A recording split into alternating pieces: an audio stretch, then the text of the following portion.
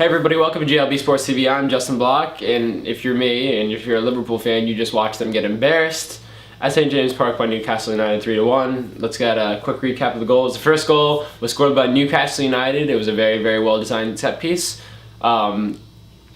Newcastle sort of chipped it into the right side of the box. Andy Carroll beat, I believe it was Konchesky or Skrtel, but one of the bald-headed goons.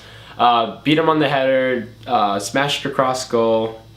And I believe, who's the goal scorer? Right. Kevin Nolan just tapped it in. He was offsides, but it was still atrocious defending either way. Second goal was scored by Dirk Kuyt. He showed a nice little bit of individual skill. I know, who knew Dirk Kuyt had a little bit of skill? But, you know, when he flashes it, good things tend to come. Had a nice little goal there. The third goal was scored by Newcastle United. Ball into the box. Martin Skrtel doesn't know what he's doing. Falls down. Makes himself look like a dumbass. Glenn Johnson karate kicks Joey Barton, and Barton puts it in. The last goal was scored by Andy Carroll, who was about 20-something yards out, and literally Lucas Leiva just stands there like, hey, do you got him? Do you got him? Oh, wait, no, that's my guy. I'm not going to close him down. Carroll strikes, smashes it past Reino, 3-1 at that point. They're home and through. I guess in the first half, Liverpool just had absolutely nothing going forward whatsoever.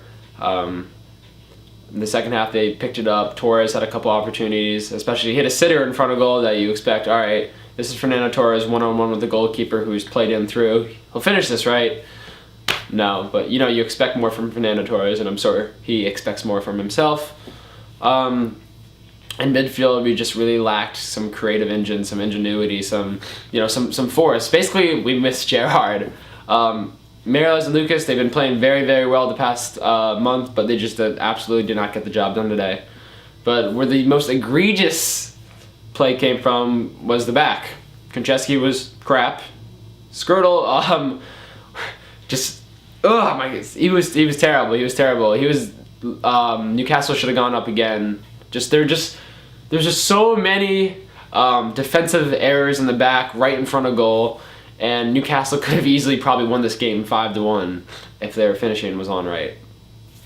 But Martin Skrtel played terribly. If Daniel Agger has returned from Middle-earth or wherever the hell he's been, please insert him in defense. I can't stand to see Skrtel anymore after this terrible display. I thought the Soto-Andy Carroll matchup would be interesting because both are very, very strong physical players and they both have ponytails. I think it's safe to say Andy Carroll got the better of Soto this match. Soto was beat actually in the air a couple of times, and you don't expect that from him. Glenn Johnson I thought played positively. Again, he's always just outstanding going forward. He gets caught up in defense, but that's the risk that you take when you sign a player like Glenn Johnson. You know he's going to go forward, and he's not always going to get back in defense. So you hope that the positives he creates in attack outweigh the negatives he causes in defense. But, Maxi I thought played well. Against lower level teams, if you notice, he tends to get into really, really good positions, ghosts himself in positions, has a good eye for pass. But against teams like Man U, Tottenham, Arsenal, Chelsea, since the guy has no trickery, no pace, and is just kind of beat on the field overall, he doesn't really show up. But against teams like Newcastle, which we've kind of been playing the past month, he showed up. So good job to Maxi this game. But yeah, that's kind of the game in a nutshell. It was nice to see Roy Hodgson actually make substitutions, although I don't think we would have seen Ryan Babel if David Ingog didn't cut his face open. I'm pretty sure I was actually really surprised when he took off Maxi for Milan Jovanovic, because usually Maxi plays a full 90 minutes for no goddamn reason, and meanwhile Milan Jovanovic, who's a quality second striker or left winger, is always just sit left on the bench. I don't know what he's done to Roy, but he didn't play outstanding in the first couple games of the season, but I don't think he played enough to not warrant an appearance for like the next 3 months of the Premier League. But overall, Liverpool just really lacked any guile, mental toughness at the end of the game. They were still in the game, 2-1 going into extra time. Liverpool that I know would have fought it out and just fought to the end and not let Andy Carroll take a wide open 20-something yard strike and not close down on him. That shows me that you're giving up on the game. Again, Roy Hodgson is just a tactical buffoon. Even though we've been winning lately and people say don't mess with success, don't mess with this team, they've been winning. If we really look beneath the surface, they've basically been getting lucky. I'm sorry, they've been getting lucky. Look at the fixtures. I haven't been impressed with the way that Liverpool has played whatsoever.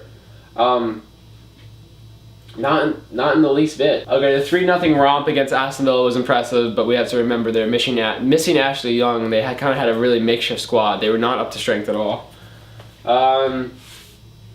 Lost to Tottenham 2-1 on a game that, frankly, Liverpool could have easily won, or at least should have gotten a point out of. But again, Roy's a tactical genius, so we had to lose.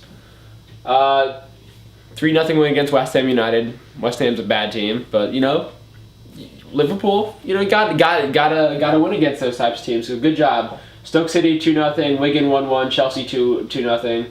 But from Wigan, honestly, to the Tottenham game, Liverpool weren't playing that well. It was just basically a more individual brilliance from Torres, if anything else. So I'm not all too surprised at this, but you think that a club like Liverpool, with these players and this supposed greatness, should take care of business against Newcastle United. But Liverpool, to be honest with you, haven't been playing that well this past month, have never played well this season, except for the game against Chelsea and the first game against Arsenal. So that's all for today, JLB Sports TV. I'm Justin Block, and if John Henry does not sack Roy Hodgson before January, we're going to have a problem, people.